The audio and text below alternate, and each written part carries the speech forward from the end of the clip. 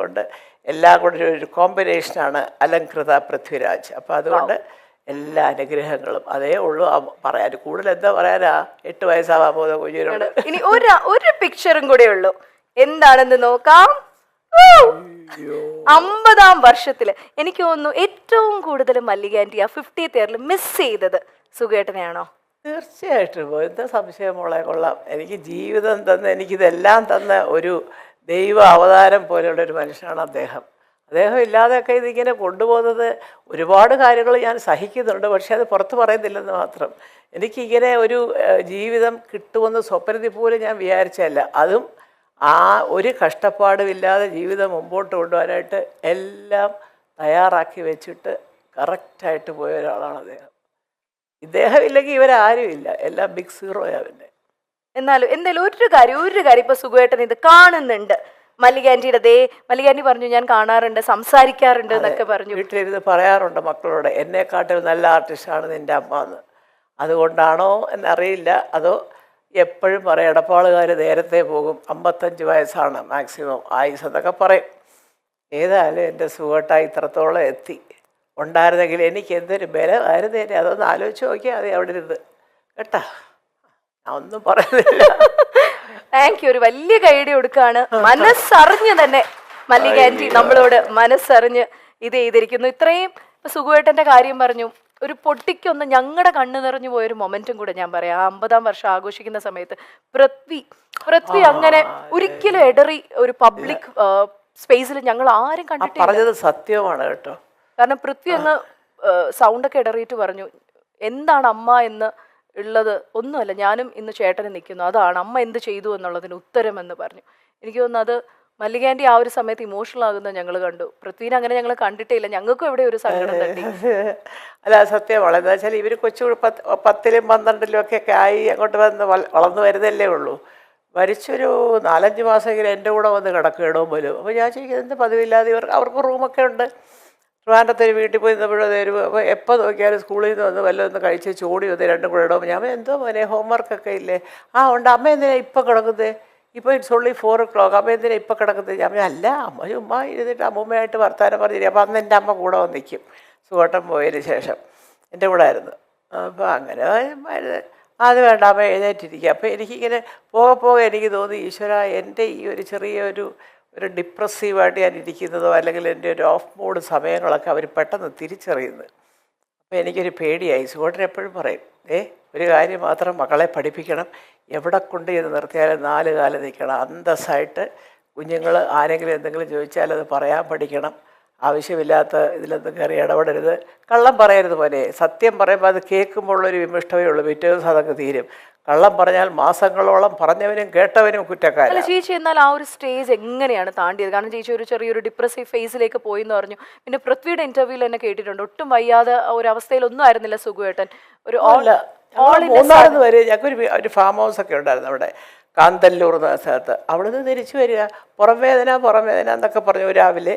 അപ്പോൾ അത് കഴിഞ്ഞ് പിന്നെ പുള്ളി ഈ കാറ് പാർക്ക് ചെയ്തിരുന്നത് ഒരു കയറ്റം കയറി ഫോറസ്റ്റ് ഓഫീസിൻ്റെ കോമ്പൗണ്ടിലാണ് ഞങ്ങളുടെ വണ്ടി പാർക്ക് ചെയ്ത്. അവിടെ നിന്ന് ഇറങ്ങി ഒരു വലിയ മലവെള്ളപ്പാച്ചിലുണ്ട്, അത് ക്രോസ് ചെയ്ത് പിന്നെ കയറുമ്പോഴാണ് ഞങ്ങളുടെ വീട്.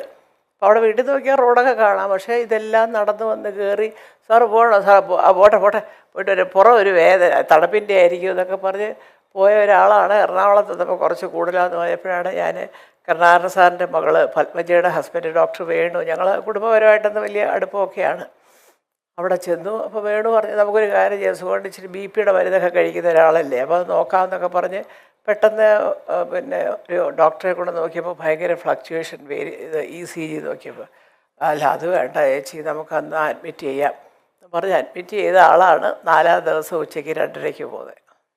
അത് കഴിഞ്ഞ് 3-ാം ദിവസം ജനാർദ്ദനൻ ചേട്ടൻ വന്ന് രണ്ടുപേരും കൂടെ അട്ടഹാസവും ചിരിയൊക്കെ. അപ്പോഴത്തേക്ക് റൂമിലോട്ട്, ഒരു സൈഡ് റൂമിലോട്ട് 3-ാം ദിവസം ഇതിൽ പോലും ക്ലൂ പോലും തന്നില്ല അല്ലേ ചേച്ചിക്ക്? തന്നില്ല. ഞാൻ സിഗരറ്റ് വലിക്കുന്നത് നിർത്താൻ വേണ്ടി എന്നെ ഇവിടെ പിടിച്ച് കിടത്തിയിരിക്കും അതൊക്കെ ജനാർദ്ദനൻ ചേട്ടനോട് പറഞ്ഞ് എന്തെല്ലാം പറഞ്ഞു. പക്ഷേ അപ്പോൾ ഒരു സംശയം മാത്രം, എൻ്റെ ബ്രദർ എന്ന് അമേരിക്കയിൽ നിന്ന് എപ്പോഴും വിളിക്കുമായിരുന്നു ഡോക്ടേഴ്സിനെ. അത്രയും വലിയൊരു അറ്റാക്കാണ് ആദ്യം വന്നതെന്ന് അവരിപ്പോൾ പറയുന്നു. കുഞ്ഞുങ്ങളെ വിളിക്കാൻ പറഞ്ഞു, അത് കഴിഞ്ഞ് അതിൽ നിന്ന് റിക്കവർ ചെയ്തു എന്ന് പറഞ്ഞു. പക്ഷേ അപ്പോൾ ഒരു 3-ാം ദിവസം ഒന്ന് റൂമിലോട്ട് മാറ്റാൻ പാടില്ലായിരുന്നു എന്നുള്ളതാണ് എൻ്റെ ചേട്ടൻ്റെ അഭിപ്രായം. ഏതായാലും നമ്മൾ ഈ മെഡിക്കൽ ആസ്പെക്ട്സ് ഒന്നും നമ്മൾ ചർച്ച ചെയ്തില്ല. നമുക്ക് ഏറ്റവും വിലപ്പെട്ട ഒരു കാര്യം നഷ്ടപ്പെട്ടു എന്നുള്ളൊരു വിഷമം മാത്രം. അന്ന് ഇന്ദ്രൻ 12 കയറിയതേ ഉള്ളൂ, രാജു 10.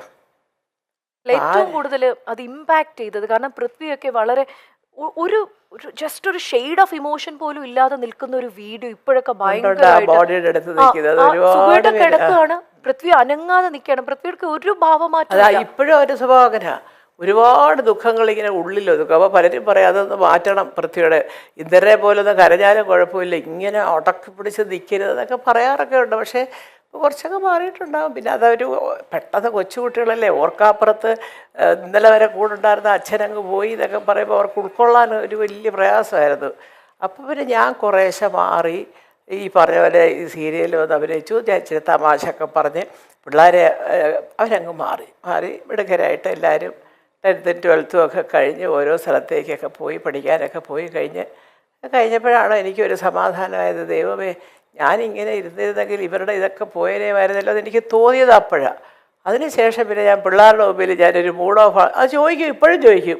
ഞാനിവിടെ ഒന്നും മിണ്ടായിരുന്നാൽ മതി. ആദ്യം രാജുവും ചോദിക്കും, ഇതെന്നെ ചെയ്യും, വലിയ സുമാനൊന്നും മൂഡ് ശരിയില്ല എന്നൊക്കെ പറഞ്ഞുകൊണ്ട് എനിക്ക് കയറി വരുന്നത്. പക്ഷേ അത് എൻ്റെ അടുത്തേ ഉള്ളൂ, എല്ലാവരും ഇരിക്കുമ്പോഴൊന്നും അങ്ങനെയൊന്നുമില്ല. പക്ഷേ ഇത് പറ്റിയമ്മേ എന്നൊക്കെ ചോദിക്കും. അത് അവർക്ക് കണ്ടാൽ മനസ്സിലാവും എന്തോ സംഭവം ഉണ്ട് അമ്മയ്ക്കെന്നുള്ളത്. ഞാൻ പറയും ഒന്നുമില്ല പോലെ എന്ന് പറയും. അതുപോലെ എനിക്ക് ഏറ്റവും സുഖേട്ടനുള്ളതെന്ന് വെച്ചാൽ ലോകത്തിൻ്റെ ഏത് മൂലയിൽ കിടന്നാലും സുഖേട്ടൻ്റെ ആണ്ട് ബലിക്ക് 2 പേരും പറന്നെത്തും. ബലി ഇട്ടിട്ടേ പിന്നെ പോവുള്ളൂ. അതും അത് അച്ചട്ടായിട്ട് ആ ഒരു റിച്വൽ കറക്റ്റായിട്ട് തന്നെ അല്ലേ ഫോളോ ചെയ്ത് അതൊക്കെ ചെയ്തൊക്കെയാണ്. അങ്ങനെയൊക്കെയുള്ള അമ്മ പറഞ്ഞാൽ അനുസരിക്കുകയും അമ്മയ്ക്ക് ഒരു സങ്കടം വന്നാൽ ഒപ്പം നിൽക്കുകയും ചെയ്ത 2 മക്കളെ കിട്ടിയതാണ് എൻ്റെ ഏറ്റവും വലിയ ധനം. അല്ലാതെ ഇപ്പോൾ വീടുണ്ട്, കാറുണ്ട്, അതൊക്കെ എന്തോ അതൊക്കെ എല്ലാവർക്കും ഉണ്ട് ഇപ്പോഴും.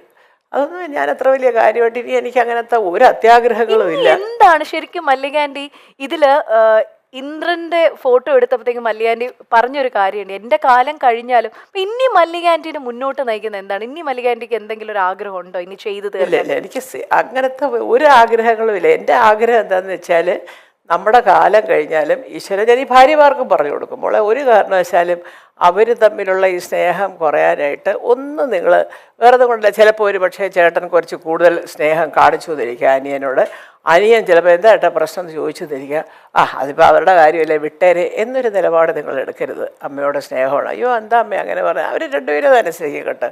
കാരണം ആ സ്നേഹം എന്നും നിലനിന്ന് പോകണം. കാരണം അത് 2 പേർക്കും അങ്ങോട്ടും ഇങ്ങോട്ടൊരു ബലമാണ്. അത് എപ്പോഴും അതെ. ഇന്ദ്രൻ എന്തെങ്കിലും പറയാൻ രാജുവിൻ്റെ അടുത്ത് ചോദിക്കും, ചിലപ്പം രാജു അതുപോലെ ഇന്ദ്രനുമായിട്ട് ഡിസ്കസ് ചെയ്യാൻ എന്നോട് പോലും പിന്നെ പറയത്തുള്ളൂ. ഇവര് തമ്മിൽ തല്ലോ അങ്ങനത്തെ പ്രശ്നമൊന്നും ഇല്ല.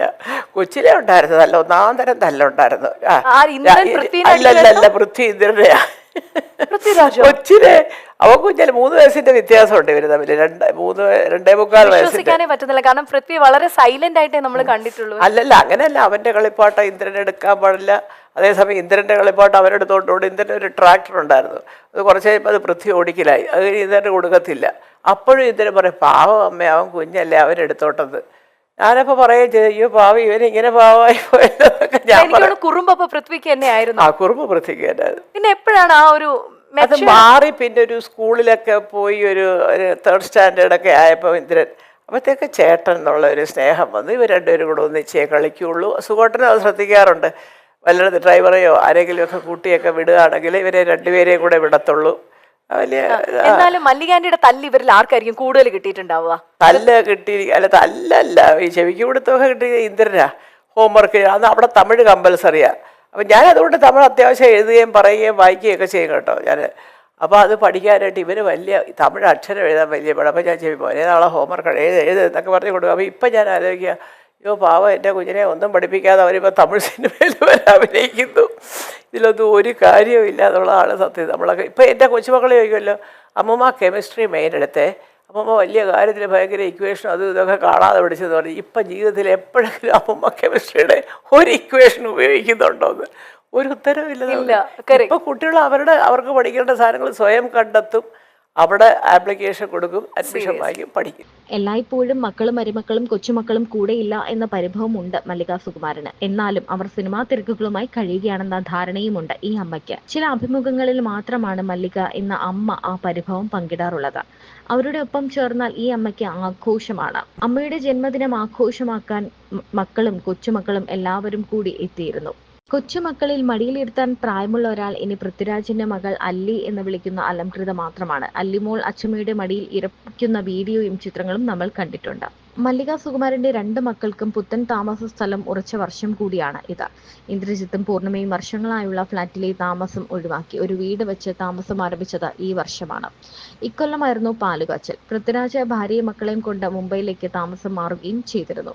എല്ലാ ഇന്റർവ്യൂസിലും രസകരമായി സംസാരിക്കുന്ന ഒരാൾ കൂടിയാണ് മല്ലിക സുകുമാരൻ. തന്റെ കുടുംബത്തെക്കുറിച്ച്, മക്കളെക്കുറിച്ച്, മരുമക്കളെക്കുറിച്ച് എല്ലാം വാതോരാതെ മല്ലിക പറയാറുമുണ്ട്.